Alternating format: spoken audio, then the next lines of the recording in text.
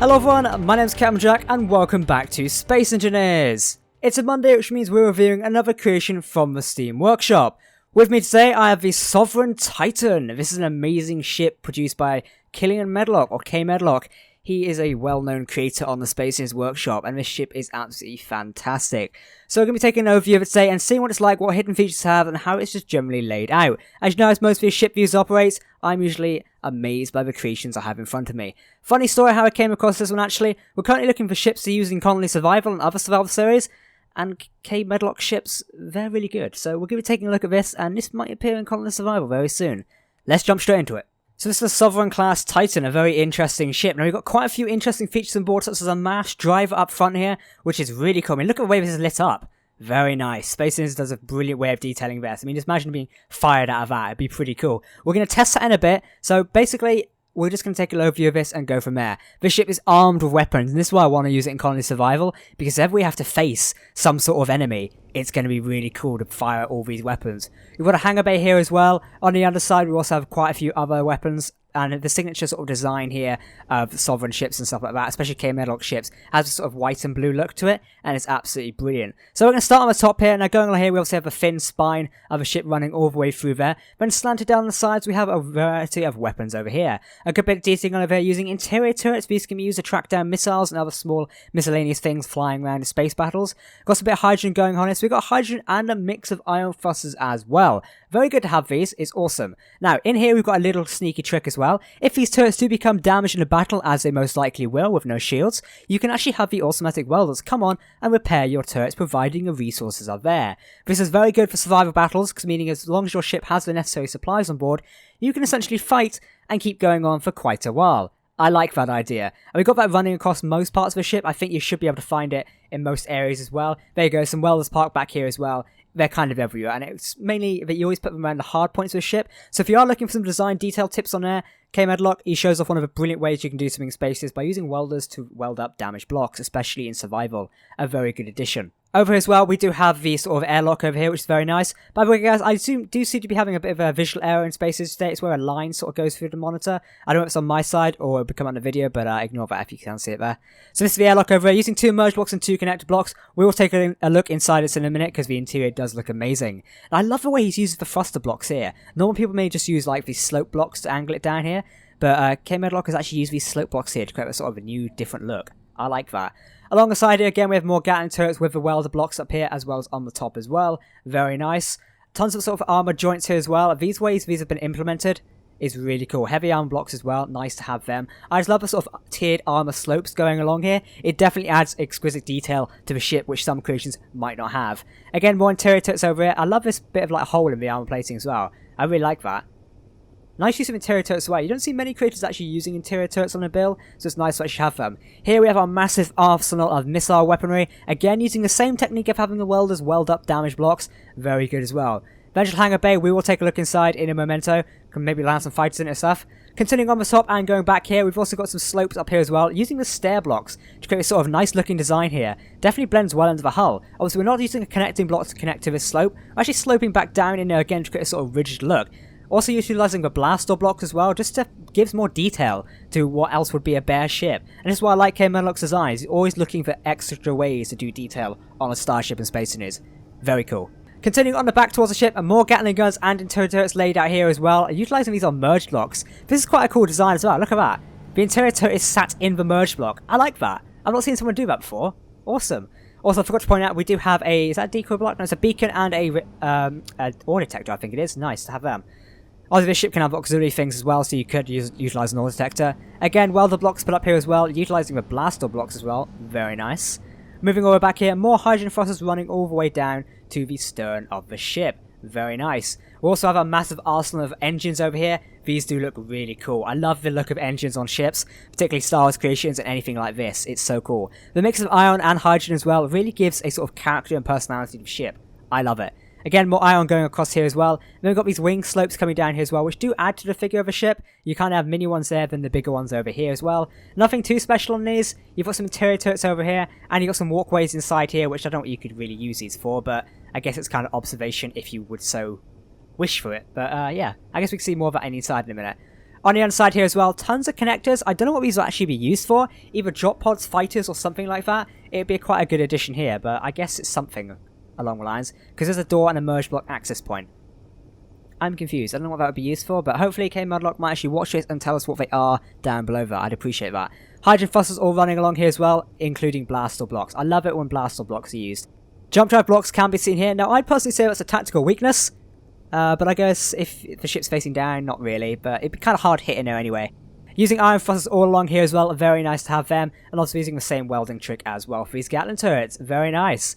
The ore detector block here provides sort of a mechanical feature. Look at that. I really like it.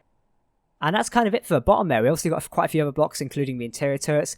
And these are decoys. Quite nice to have them. The decoys always provide a good fire rate as well, because if you're in survival, then turrets are going to target with decoys and not the critical areas of your starship. Alright, so we're going to take a look inside now. We're going to board via this airlock here. Let's go in and take a look. Oh, hey, where's my character? Right, let's go. See the inside of a ship. So we come in and out of the airlock here. There we go. There might be an auto door closing script on that. We will check. Into the main lobby here. Now, this is where interior turrets come in. Again, I'm really liking the use of emerge blocks here to replicate how that looks. That is so cool. Why didn't I ever think of that? See, this is why I love reviewing other creators' creations on the Steam Workshop, because it introduces things you may not have thought of. Unsealing the blast door. Got a couple of seats here as well. I don't know if this will directly be the brig. There you go. Oh, this is some secure doors. Holding cell A and B. Let's take a look inside the holding cells. Oh, do we have to unlock them? Oh, no, we have to do this. Okay. So this is the holding cell. Oh, I love the ambitious light in here. That's really nice. Oh, don't lock me in. Don't lock me in. That's a really cool holding cell, really. So that's kind of a brig. A very simplified brig, but it kind of gets a point across as well. Very interesting. Alright, let's move back out here and check out the other areas of the starship. We've got the CIC, hangar, and crew quarters. Let's take a look. So this is Cryo Bay A and Medical Bay. Cryo Bay, pretty self-explanatory. I love the use of blue lights in here. Cryo and blue lights always go really well together in Space Engineers. Kind of pretty simple, not much else to say about it. There's a medical bay over here as well. Okay, so we've got some sort of medical benches over here. Again, using white. White is kind of a medical neutral colour. I like it. Air vents in here as well. I have oxygen turned off on the world if you wonder why they're all displaying red. So we've got crew quarters and hangar, then crew quarters and CIC. Let's head down this way, because we'll go to the CIC last. So a workshop left and right here. Okay. So we've got a workshop. Very nice. These are things being welded up and repaired. Quite good to have that on board. Heading all the way down here as well. We've got crew quarters B. Let's check in. Oh, hello. Nice image of a planet as well. Then all just sort of bunk beds going out here. Very nice. Kind of what you'd need for a crew quarters, not much else. In here we have exactly the same. I won't give you the same tour. So this should unseal doors. Oh, no, we don't seal that. This must be the hangar. So you can seal blast doors among the ship. That's quite a good addition. Say you are being boarded. It'd make what... Oh. I pressed the button. Oh, the hangar doors are sealing. Nice. I really want to use this ship in survival because I think it'd be quite cool. We've got to see about doing that sometime. Maybe building something like it.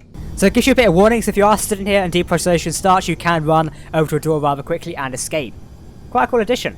We've got a little walkway going up here as well. Nice. Look at this. So you can have an observation deck at the hangar. I like that. Let's jump down there. So you can have room for 4 fighters in here. Obviously you could fit more if you want to squeeze them in, but it kind of gets the point across. I like it. Let's keep pressing on. Over here with CIC and engineering, and with Cryo Bay B and Mess Hall. Virtual airlock. Let's check in here. We do have the airlock script running, which is quite nice. Cryo Bay B here, kind of self-explanatory. Another medical bay up here as well. This medical bay is positioned rather like wild, so when you spawn out, you land here. Still quite nice. We can't go that way. We have to go back around. Over here, this should be an oxygen room. Quite self-explanatory recently. Really, I don't know what else I can tell you about that one. But okay, moving on. Oh, look at this. We've got like an observation thing here and gravity generators. Nice. Okay, moving back again. Engineering, CIC, and lower engineering. Self-explanatory again. Oh, hello. Got jump drives in here. Look at that. Exit starboard. Oh, we've been out there before. We won't go out there again. Let's walk back around. I presume inside here is the same. Yep, inside here is the same. We'll go here, engineering and CIC. So engineering's through here. Hello. Engineering looks like a powerhouse in here. You can almost feel like this being an engineering bay of a starship. I mean, look at it. Wow. I like it. Awesome. Tons of reactor and stuff in here. So this should be our way up to the CIC here. Engineering again. Oh, so this is the top side of engineering. Oh, so here it is. I stand corrected. This is the control booth of engineering here. You've got all your generators and your screens as well. Very nice. And we'll head upstairs again because I know you guys are dying to see the CIC. Combat Information Center. Here we go. Look at this. This is awesome. Light hallways. Oh, so we can turn lights on and off. Nice. Light CIC. Awesome. So that's just basically all lighting controls. Then this should be the main cockpit. It is. Can we fire the mass driver? Oh, it enables red alert. Nice. Okay, so how do we activate our mass driver weapon is my question. Mass driver AP run. Okay, let's what we'll do is we'll position our camera at the front here. Then if we do mass driver, that should have loaded it. I don't know whether it would totally work yet. I was kind of expecting some sort of bombardment firepower. Maybe it's not welding up? Or the projector isn't working? There could be a general glitch. Space's projectors have been acting up recently. Basically, to explain to you how a mass driver on a ship works, it basically projects something there, the welder's welded up, the motion block lets go, and using the power of a gravity generator, it sends it at a really high speed into whatever you're aiming at. And it's quite a conventional bit of weaponry. Basically how a Mac gun works in Halo, to a degree. So bombardment? I don't know how bombardment works either. Oh, we've dropped these off. Oh, okay. So if you're in a gravity well, this is how those would work. You could drop these and basically it would drop them back down again. That makes sense. We are just going to down... I wonder if we can push them. I'm not just going to steer away from them because if they suddenly target us, we're going to blow up. So let's just get ourselves out of there for a minute. But yeah, guys, this has kind of been the Sovereign Titan, a very interesting ship. Oh, I forgot to show you a bridge, didn't I? So you actually have a bridge / observation deck up here, but you'd mainly use the CIC as your primarily command place for the ship, which is pretty cool. Apologies the mass driver didn't work. SCE is currently having some bugs with projections. I don't know why, but we're experiencing with colony survival as well, and it's kind of a shame, but you know, you can understand how sort of mass drivers work. It's quite cool to see them. I'm definitely thinking of using ships like this, or definitely some McKay Medlock ships in colony survival. If you'd like to see his workshop, head over using the link in the description below, download the ship, have a play with it, and just tell me what you think of it down below in the comments section. Also, I'm always looking for your feedback on how you're finding this and what else we should do, so feel free to drop your comments down below. Remember, if you did enjoy this video, hit that like button, it always tells me you are appreciating these videos, and if you are new to the channel, make sure to subscribe. Thank you for watching, guys. I've been Captain Jack, and I'll see you next time. Goodbye.